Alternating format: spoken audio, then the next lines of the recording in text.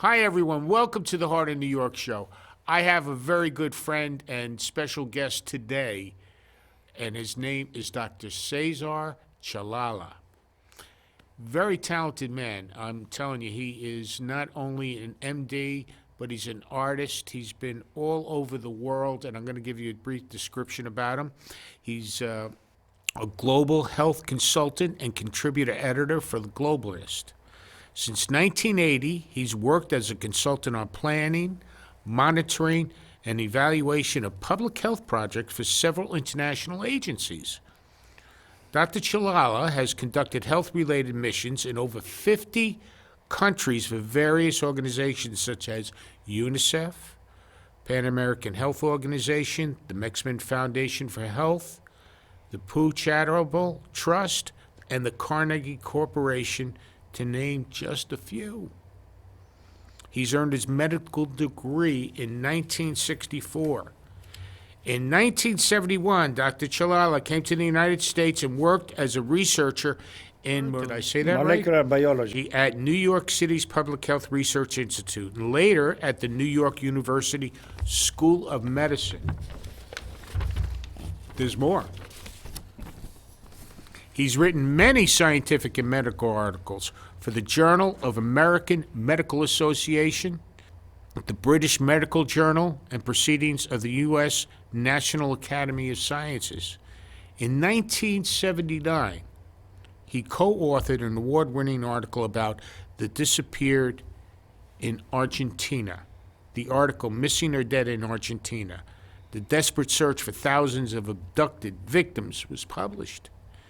As a cover story in the New York Times Magazine, he received the Overseas Press Club of America Award for the best article on human rights. Cesar, my friend, has also received 2 National Journalism Awards from the ADEPA, the Organization of Newspaper Editors in Argentina. In 2015, he received the Chasky Award. Chasky Award from Tele Latino Americano, a leading cultural institution in the U.S. And that same year, he was awarded the Cedar of Lebanon Gold Medal from the House of Lebanon in Argentina. Dr. Chalala has written for several newspapers around the world. Just to give you a few, the New York Times, the Washington Post, the Wall Street Journal, the Daily News, Egypt, the Japan Times, the Miami Herald, the Boston Globe, the International Herald Tribune, which I like. That's just to name a few. He also is an avid photographer, and later on in the show we'll be showing you some of the things that he's present, which you'll find really, really some piece of work. But welcome. Thank you. Thank you for coming on the show today. And how were you able to do all this? Well, I was able to do that because I have the support of my wife. Without her help, I would have been unable to do all this. Because you know how it's life. You go through ups and you go through downs. And when I was down, she was in charge, and that was very helpful. And her name is Sylvia. Her name is Sylvia, and we have been married for over 50 years. Over 50 years, congratulations. When you became a medical doctor, it's not basically with patients, but with dealing with other things? What happened is that soon after I received my MD degree and after doing some clinical work for a short time, Okay. I started doing research in biochemistry. I went from my hometown to Buenos Aires, and I worked in an institute that was directed by a Nobel Prize winner. And so I did research there for a few years, and then I was given a fellowship to come to New York, where I have been living, since 1971. And when you came to New York, what is it that some of the things that you got immediately involved with? Well, when I came to New York, I did research for several years at the Public Health Research Institute of the City of New York, and also at the New York School of Medicine, NYU School of Medicine. And I did that for several years. And it reached a point in which I really had been spending a lot of time in a laboratory, totally isolated from the world. And I really wanted to see the world. I thought that the transition from being a researcher to doing public health, international public health, would be easy. It was tremendously difficult. And for a few years, I couldn't get a job at all. And that's when my wife was maintaining the family. So this gave you an opportunity, as you were saying, to travel the world. Exactly. Then I started working as an international public health consultant for many agencies. And I went to several countries, many in Africa, in Asia, Latin America, and the Caribbean. And that was a tremendous life experience. Really wonderful, because... Name some of those experiences. What was your most exciting or Well, the most satisfying? exciting experience is that it allowed me to know countries and people. And when I started writing, all that knowledge I could really use to write my articles.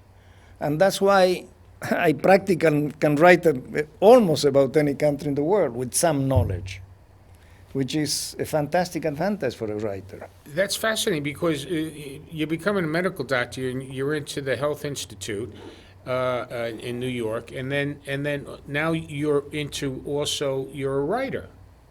You love to write.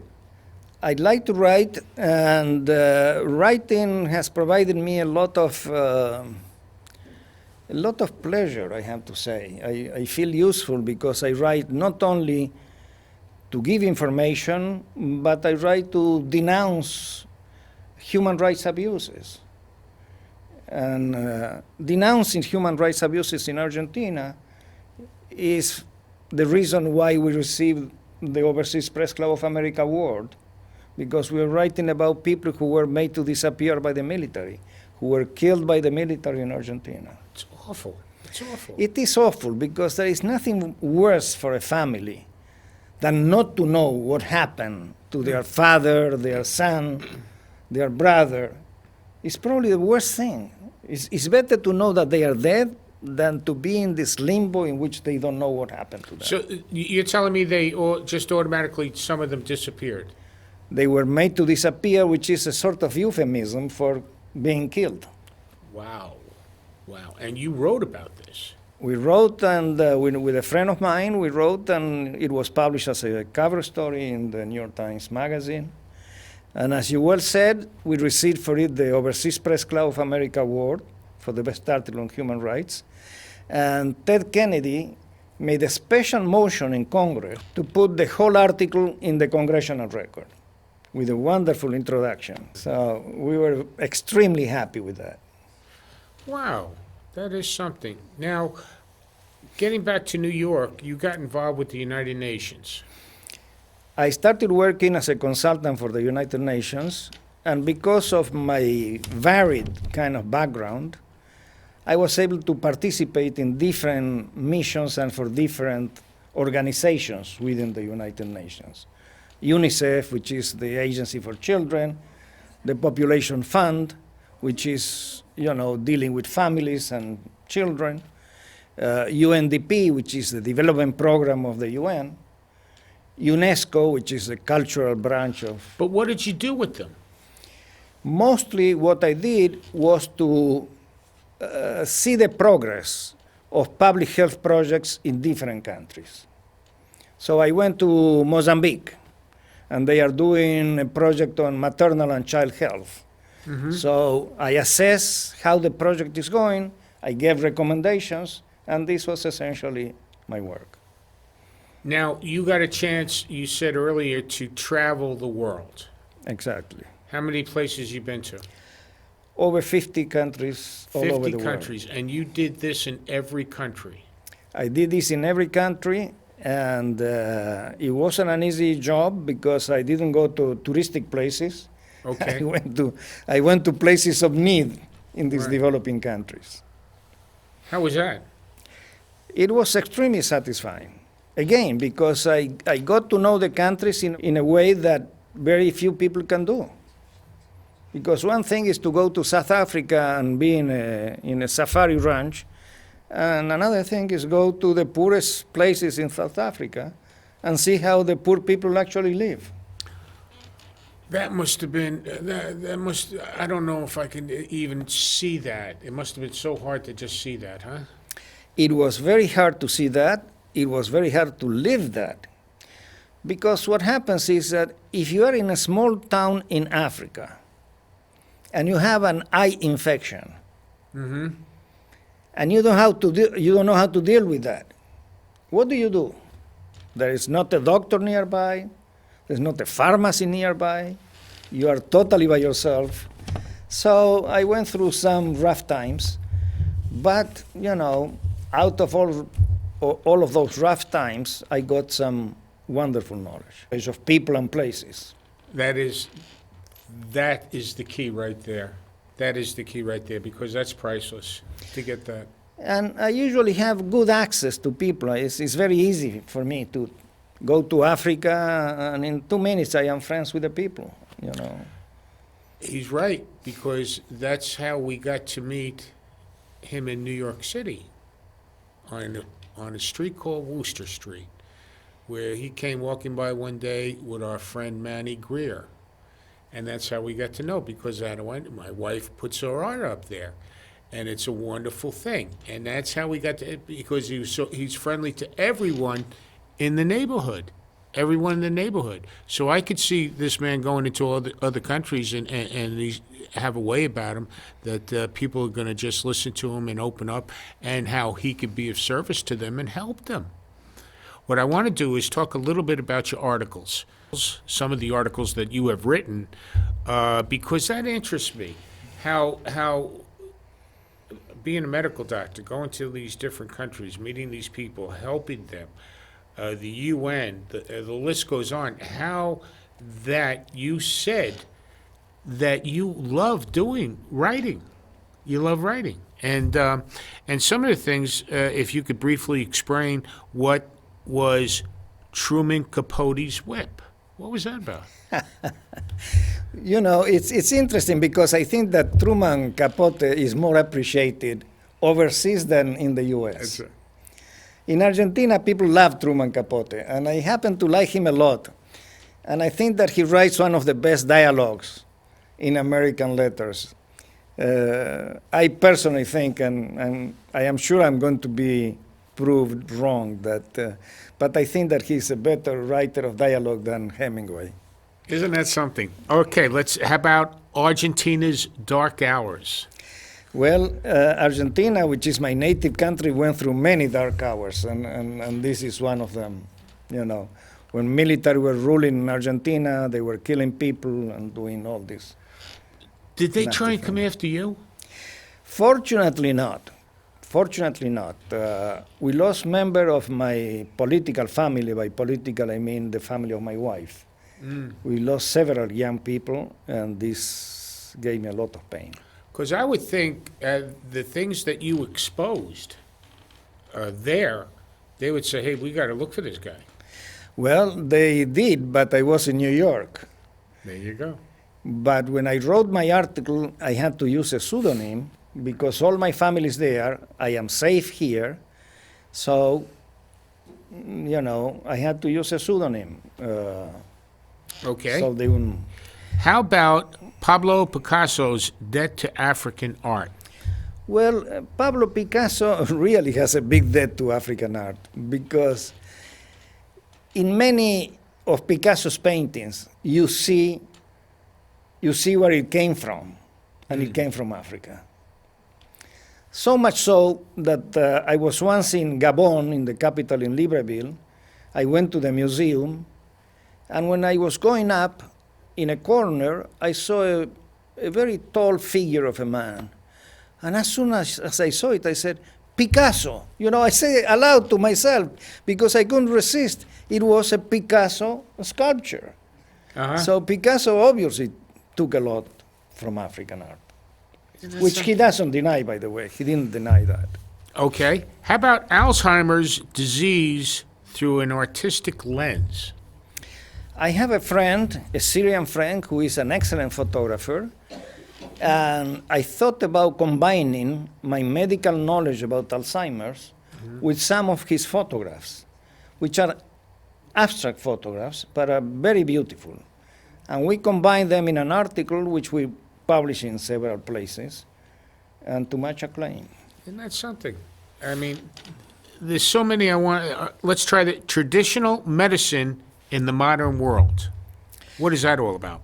That's about the use of traditional medicine. By traditional meaning the medicine that's used by the people in the countries I travel in Latin America. Not the modern medicine, the medicine that uses, powders and food and teas and different kind of things. So I try to make a parallel between traditional and modern medicine. Mm-hmm. Okay. So that's the reason for that article. And the last one I want to ask you about, because people find this interesting, is domestic violence is widespread in the Middle East. What is that all about? Well, domestic violence is not only widespread in the Middle East, it's actually widespread everywhere. But I was writing for a publication for the Middle East, so they were interested in the statistics about the situation there in the Middle East. But as we know, domestic violence is a world problem. Oh, boy. And not even industrialized countries are exempt from that. It's as, predominant here in the US as it is in Brazil or in almost any other country. It's everywhere, huh? It's absolutely everywhere. Isn't it? Absolutely everywhere. I have to ask you about this one. The humanity of a bombardier. Bombardier. That's Manny Greer. Well, our common friend, Manny Greer, is a very humble man, and he doesn't like to talk about himself. But one day we were sitting outside our favorite coffee house in Manhattan called Grand Support. We were sitting on the bench outside. It was a dark winter day, which favors, confidence, intimate talks. And he told me about his experience in World War II, in which he was a bombardier in a plane that was flying over Japan, throwing bombs in Japan. And he told me how he was carrying a mission in Japan, and he went through a city in which he was supposed to drop a bomb, and he said, I cannot kill innocent people. So he didn't drop the bomb. He continued the flight and dropped the bomb in the countryside where he couldn't hurt practically anybody. So I wrote about that experience, and it's amazing the reaction I got from that article. I mean, people loved that article, and people wanted to meet Manny Greer. Isn't that something? Manny is an inspiration. The man's going to be 98 years old soon. And he is as far as energetic as someone that just turned 69 and a half. We love you, Manny, and I'm glad this man wrote an article about you, because you deserve it also. Now, what interests me, okay, now we're going from writing. Now, all of a sudden, you have another thing. You have art, okay, you have pictures. And I just need to know, we all need to know, what about Africa? What is it about Africa that inspired you to start taking pictures? Well, I have to say that I almost only like to take pictures in Africa because I have a kind of spiritual connection with Africa. My father was born accidentally in South Africa. Okay. And that probably explains why I feel so at ease in any African country. I get there and I become friends with people very easily, as I said before. So I find not the landscape, because the landscape is a beautiful landscape, but I like to take photographs of people, women, particularly women and children. And this is what I did in every mission that I carried out, I managed to take a few photographs. And you got real big satisfaction from that. Very big. In fact, we'll have some come up on the screen, and maybe you can explain each one that we showed up. Look at that. None of my photographs is posed. They are all, they are all natural. This young woman was in front of a water tank. What is at her back is a water tank in the countryside in Cape Verde. And next to her were a bunch of kids. So I was lucky enough that I had my camera, and I saw her, and as soon as I saw her, I felt like taking her photograph, and this is the result. Very nice. Next one. This is a young man in Gabon. Again, it's an instantaneous photograph. He was just staying there, and I saw that there were several planes in that photograph. And I like the colors, very vibrant colors, and that's why I took it. Interesting. This one is in Egypt, in Cairo. The two men that are busy reading a newspaper and a woman who is walking by. This is taken in old Cairo. This again is taken in a little island in Africa that's called Sao Tome and Principe. I think that this photograph is almost philosophical, because if you see that woman has a posture that is not normal, she's looking at something, and it so happens that where she is sitting has a break that gives some more character to the photograph. This photograph was taken in Mozambique. Mozambique is one of the poorest countries in the world. And we were making a stop at the seaside, and I saw that woman walking, and it caught my attention. I thought it was a nice composition to see the woman and the back, the small boats. And it's one of the poorest. It's one of the poorest countries in Africa. This one is also taken in Sao Tome and Principe, a small couple of islands in the west coast of Africa. It's not unusual to see people talking and getting together. This small child was taken in Malawi. And this photograph is interesting because it's not only the child who has a wonderful figure and fantastic eyes, but there is another person there on the right. I don't know if you can see it from here. On the right? On the right, that is smiling. Oh, yeah. And then, gives the photograph even more character than would have by the child by itself. Nice shot.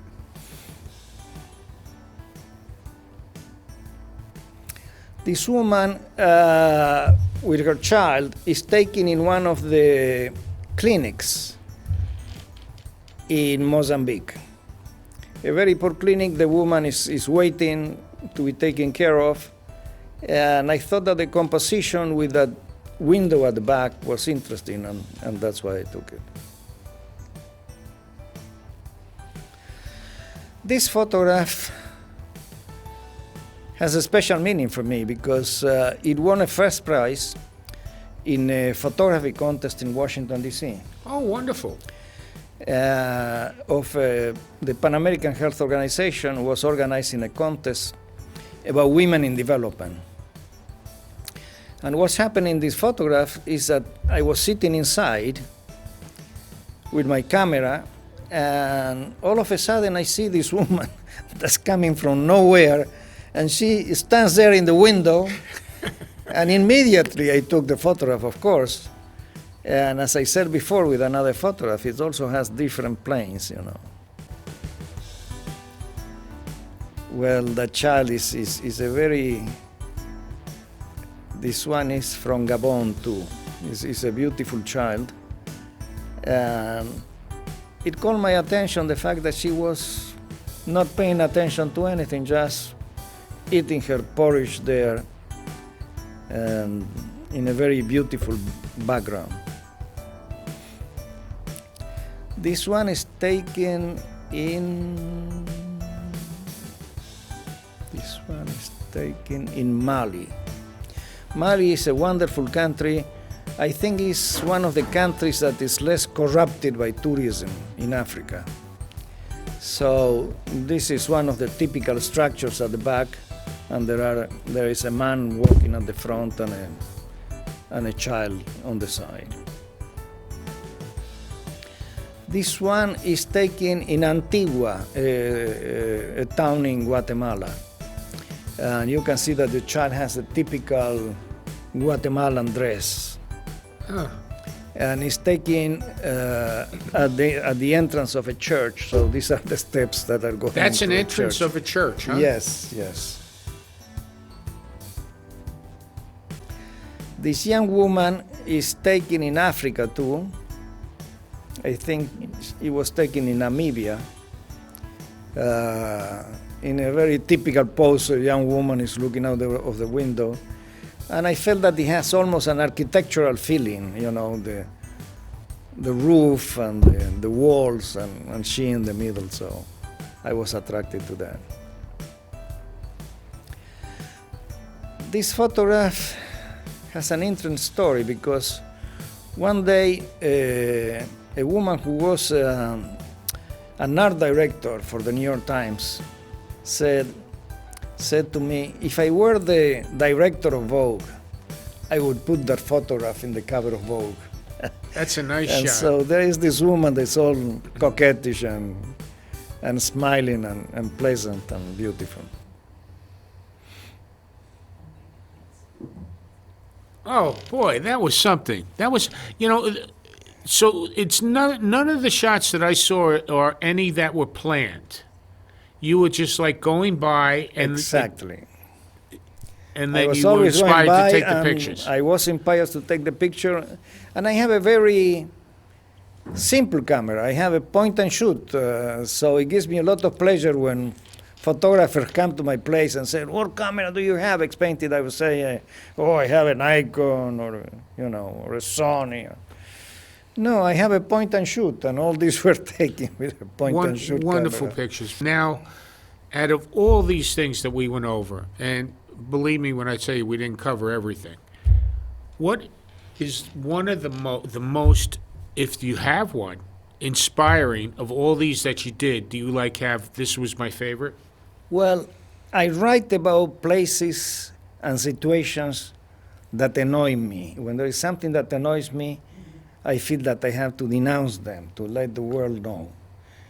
And in that sense, this is what gives me more spiritual pleasure, to be able to contribute to something. I can understand that, and that really is something. That's what we should all do. Something that inspires us to do, we should get on it and do it, and what this man does, and educate people and help people, and that's basically what he's done, as far as I hear, most of his life is educate people and help people. And if it wasn't for his wife Sylvia, I don't know if he'd be sitting here today. Is that correct? Can I safely assume that? It's absolutely correct. Okay, and I go, hey, me too. If it wasn't for my beautiful thing, Angela, I probably would not be here today. But anyway, I thank you so much for coming on today. This has been an inspiration to me and to everyone out there watching. And what you should do is do, mostly important, the desires in your heart, that you can fulfill your purpose here on earth and do what you really enjoy doing, as this man does. It's been a pleasure. I hope that we have him on again soon. God bless. See you next time.